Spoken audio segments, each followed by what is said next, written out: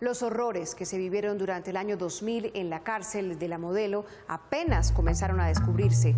Los paramilitares que han entregado su testimonio aseguran que adentro funcionaba un centro de torturas de paramilitares y narcotraficantes. Mamá.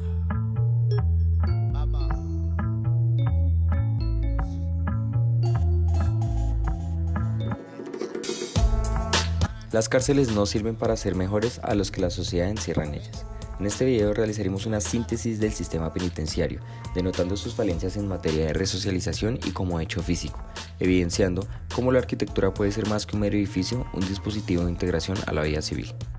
La cárcel aísla, margina y castiga a la persona privada de libertad, haciendo que cuando sea liberado tienda a caer en reincidencia criminal, desempleo y a vivir en arcas del Estado.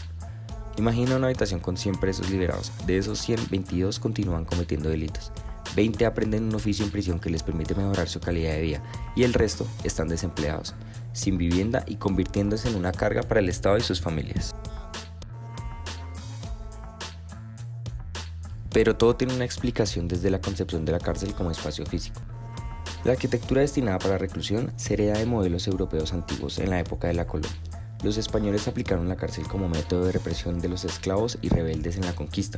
Al replicar ese modelo en todas las ciudades del país, no hubo una reflexión sobre los impactos de la misma, haciendo que la cárcel responda a un contexto urbano del que se desconecta, creando un límite entre la reclusión y la ciudad. La cárcel, por su carácter de seguridad, se aísla, causando un deterioro urbano alrededor de ella, desatando focos de inseguridad, población en condición de calle y derrumbando la posibilidad de hacer uso del espacio público, haciendo de la cárcel lo que Mark Aube determina como un no lugar. Este deterioro urbano espacial del contexto de la cárcel disminuye la garantía del privado de libertad de integrarse a la vida civil una vez finalizada su condena, ya que a modo de reflexión sería pertinente preguntarnos, ¿qué resocialización hay en un lugar que se priva de estímulos sociales y que por el contrario castiga a quienes cometieron delitos en su libertad, olvidando los fines y funciones sociales de la cárcel? Ya que citando lo pactado en la Constitución Política, la pena tiene función protectora y preventiva, pero su fin fundamental es la resocialización, según el artículo 10, finalidad del tratamiento penitenciario. Es por eso que después de analizar las consecuencias de la cárcel como elemento de deterioro urbano, se propone la coexistencia de esta con la ciudad, determinando el hilo conductor a modo de pregunta de investigación. ¿Cómo a partir de la arquitectura se puede articular el establecimiento penitenciario a la ciudad? En la exploración de estrategias de diseño que deben solucionar el problema de investigación, se determina el marco teórico en 3 temas. Arquitectura postpenitenciaria, entendiendo que la propuesta va a responder a los problemas conurbanos como efecto colateral de la construcción penitenciaria, donde Jin Gang y Rafael Sperry son los autores que mejor abordan el tema desde una perspectiva crítica y reflexiva, contribuyendo a la reflexión sobre cómo la arquitectura es una herramienta que mejoraría el entorno carcelario, promoviendo prácticas de rehabilitación de los reclusos a través del diseño. Son una oportunidad de resocialización para cada interno.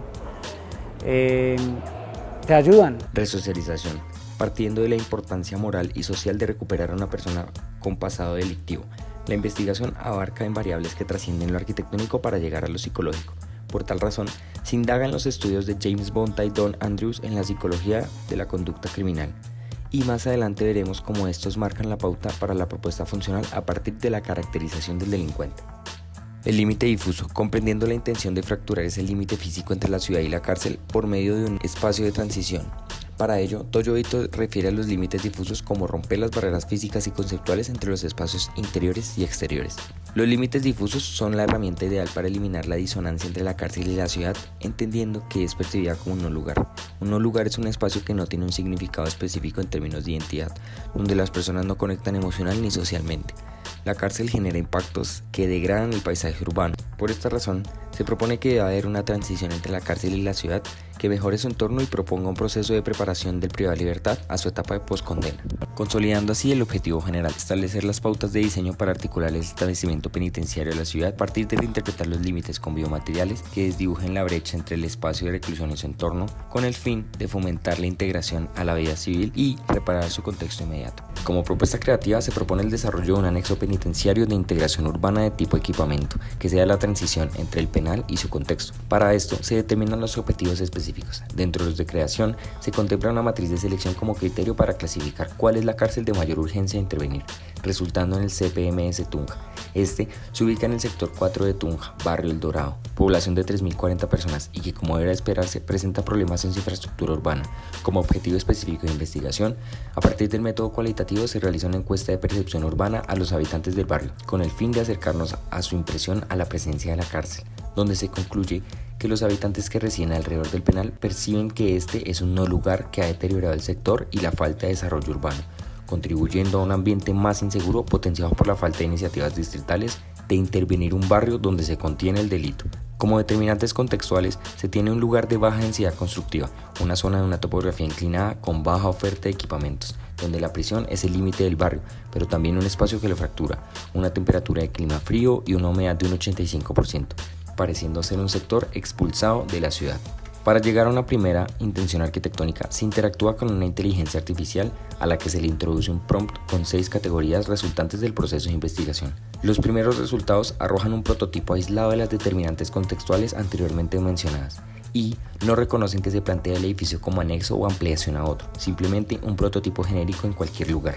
Para llegar a un resultado más idóneo, se inserta a la IA un render de elaboración propia posterior a una perspectiva creada análogamente que, con el mismo prompt, se llega a resultados más idóneos, teniendo en cuenta que se solicita un equipamiento anexo al penal.